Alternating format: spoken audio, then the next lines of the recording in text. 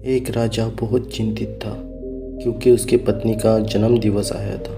उनके व्यवहारिक जीवन में हजारों समस्याएं थी, परंतु उस जन्म दिवस पर अपनी पत्नी को एक ऐसा उपहार देना चाहता था जिसके जीवन में इतना दुख है वह कम से कम उस दिन के लिए तो चला जाए और उसकी पत्नी खुश हो जाए। परंतु ये बहुत मुश्किल कार्य था, लेकिन आज तक कौन किसको खुश कर पाया है। परंतु हम कोशिश में रह जाते हैं। हम सामने वाले को कभी खुश नहीं कर पाते। ना ही खुशी अपने पास है, ना ही सामने वाले के पास। जो हमारे पास है ही नहीं वो हम किसी को कैसे दे सकते हैं। अगर दूसरे को खुशी देनी है तो उसके पहले आपको खुश होना होगा। एक दुखी व्यक्ति किसी को क्या खुशी दे सकता है। राजा ने अपने दरबारियों के साथ में इस बारे में बात की। सबने अपने अपने सुझाव दिए राजा को। उसे कोई भी सुझाव समझ में नहीं आ रहा था। एक दिन राजा अपने रथ से कहीं जा रहा था। रास्ते में उसने एक बहुत ही सुंदर मूर्तियां देखी। वो मूर्तियां ऐसी थी जैसे उनमें जान आ गई हो। उन मूर्तियों को देखकर राजा बहुत खुश हुआ। वह मूर्तिकार के पास में पहुंचा और कहा, तुम बहुत बड़े कलाकार हो, तुम्हारी मूर्तियां जीवित नजर आती, हम दरबार में तुम्हें शामिल करना चाहते हैं। यह सुनकर मूर्तिकार बहुत खुश हुआ, जैसे उसे खजाना मिल गया हो। और तभी राजा ने अपनी दूसरी बात कही, परंतु इससे पहले हम तुम्हें अपने दरबार में तुम्हें शामिल करें। तुम्हें हमारे लिए, हमारे रानी की एक ऐसी मूर्ति बनानी होगी जिसे देखकर वह खुश हो जाए और अपने सारे दुख भूल जाए। अगर तुम ऐसा नहीं कर पाए तो तुम्हारी इन हथौड़ी और छेनी से तुम्हारे शरीर को तोड़ा जाएगा और तुम्हें मृत्यु दंड दिया जाएगा।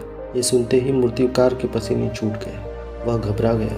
राजा को ना भी नहीं किया जा सकता, तो उसने अपनी स्वीकृति दे दी। राजा खुश होकर वापस चला गया, परंतु वो मूर्तिकार अभी तक के जो खुश था गहरे दुख में चला गया। उसने रानी की मूर्ति बनानी शुरू कर दी, परंतु जो भी मूर्ति बनाता उसे लगता था कि मूर्तियाँ बहुत दुख में है। एक के बाद उसने कई मूर्तियाँ बना डाली, परंतु कोई भी मूर्ति ऐसी नहीं लग रही थी पहले वह जैसे बनाता था। मूर्ति के चेहरे में बहुत ही दुख दिख रहा। यह दुख मूर्तिकार के भीतर था, मूर्ति के रूप में बाहर आ रहा था। अब उसके पास केवल 3 दिन बचे थे। उसके हाथ पाँव खोलने लगे। उसके हाथ से हथौड़े और छेनी नहीं चल रही थी।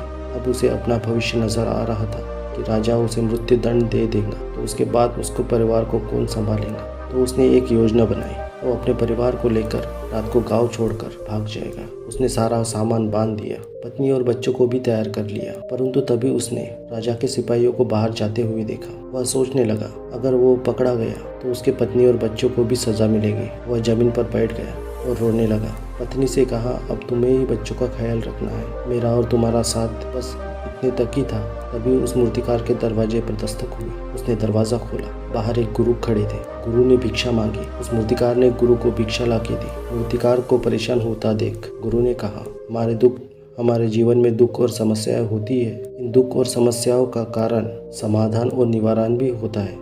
दुख और समस्याओं में छुपे निवारण और समाधान को हम कभी नहीं देखते। अगर ध्यान से देखोगे तो हर समस्या का समाधान है और दुख का निवारण भी है। भाग जाने से कुछ नहीं होता, आंख बंद करने से कुछ नहीं होता, नशा करने से भी कुछ नहीं होता। दुख और समस्या वही खड़ी रहती है। ध्यान देने और कर्म करने से सब बदल जाता है। यह कहकर वहाँ से गुरु चले गए और मूर्तिकार के मन में आशा की किरण जाग गई। अगले दिन वह राजा के पास पहुंचा। मूर्तिकार को देखकर राजा ने कहा, लगता है तुमने अद्भुत मूर्ति तैयार कर ली है। मूर्तिकार ने कहा, नहीं महाराज, अभी तक तो वो तैयार नहीं हुई, पर उस अद्भुत मूर्ति को तैयार करने के लिए एक बार मुझे महारानी से मिलना होगा, नहीं तो वो मूर्ति मैं तैयार नहीं कर सकूंगा। आप चाहे तो मुझे अभी मृत्यु दंड दे सकते हैं। राजा ने मूर्तिकार को महारानी से मिलवाया। मूर्तिकार ने महारानी से पूछा, महारानी, औरत के जीवन का सबसे बड़ा दुख क्या हो सकता है। रानी ने कहा, किसी औरत का माना बन पाना सबसे बड़ा दुख है। किसी औरत के जीवन का सबसे बड़ा सुख क्या हो सकता है। रानी ने कहा, किसी भी औरत का जीवन का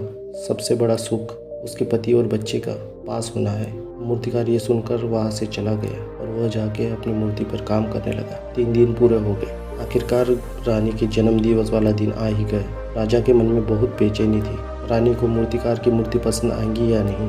मूर्तिकार ने वाकई कही अद्भुत मूर्ति बनाई होगी। वह मूर्तिकार बड़ा खुश था। वो अपनी मूर्ति दरबार में ले आया। वो मूर्ति कपड़ों से ढकी हुई थी। राजा ने अपने रानी से कहा, यह आपके जन्म दिवस का तोहफा है। रानी ने अपने हाथों से अपनी मूर्ति हटाया।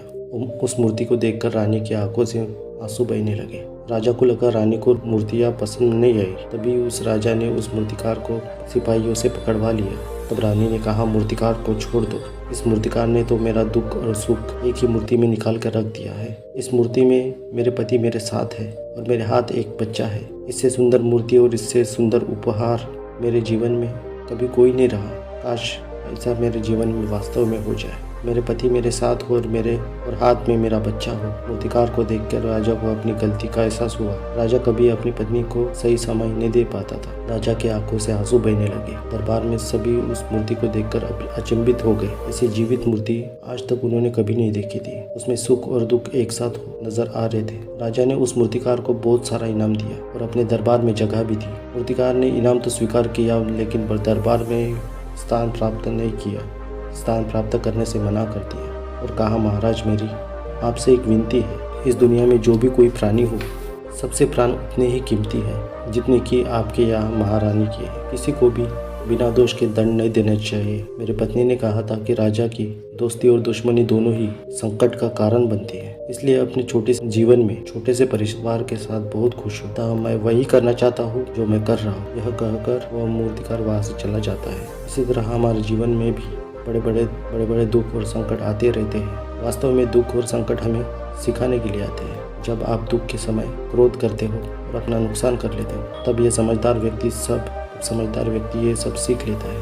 क्रोध बुरा होता है और उसे करना नहीं चाहिए, परंतु ऐसा व्यक्ति बार बार क्रोध करता है जो जीवन के दुखों और समस्याओं से कुछ सीख नहीं पाता है। ऐसे व्यक्ति पूर्ण रूप से सोए हुए व्यक्ति होते हैं, परिस्थितियों के जाल में फंस जाते हैं, परंतु इस दुख में जागे हुए समस्या का निवारण समाधान खोजते हैं। वास्तव में निवारण और समाधान एक ही हीरे की तरह है। कोयले के खान में हीरा ढूंढा जाता है, वैसे दुख और समस्याओं में भी समाधान और निवारण खोजा जाता है। और जब ये मिल जाते हैं तो आपको ऐसी संपदा देते हैं, ऐसी समझ देते हैं, ऐसा विश्वास और शक्ति देते हैं। ऐसी समस्याओं में अकेले नहीं होते, आप हमेशा डटकर खड़े रहते हैं।